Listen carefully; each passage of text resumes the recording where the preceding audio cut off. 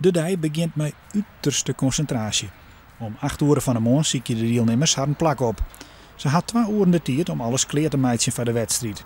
En die tijd was ze wel nodig. Het is gewoon heel belangrijk dat je genoeg tijd krijgt van alle materialen, aas, in orde te krijgen. Dobbers eraan zetten, loodzetting, het peilen.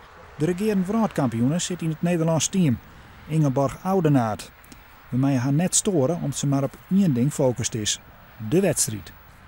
Nu is het aan de vissers en die bouwen steeds meer druk op tot aan die wedstrijd. En dan zie je dat de wedstrijd begint, dan zie je die druk weggaan en dan zie je dat die concentratie 4 uur aan een stuk continu aanwezig is.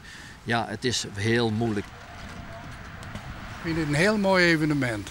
Een leek die zegt, dan moet het allemaal zo. Vroeger deden we het met een bamboehengeltje. Maar je kunt hier wel een mooie luxe auto verkopen hoor. Elk team bestaat uit 4 viskers. Ze zitten verspreid door het parcours om de kansen op visk zo eerlijk mogelijk te houden. Dan klinkt het lood dat de deelnemers het hele jaar naar tal hebben. Het signaal dat de wedstrijd begint.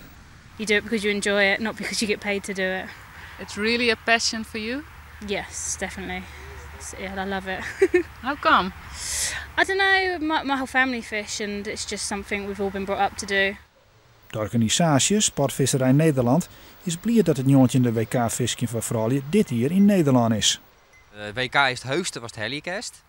En we gaan ervan uit dat het jonge damesteam wat een mooie uitstraling heeft. Dat ik wel match mij brengt dat de jonge vrouwen hier, net alleen nog in Friesland, maar ik in Nederland, dat die toch wel een beetje aan het visking slagen. Het is al een sport die bij vrouwen steeds populairder wordt.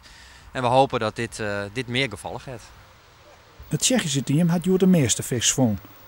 Nederland stiert op dit stuit tweede. Morgen is de tweede wedstrijd en wordt de winnaar bekend.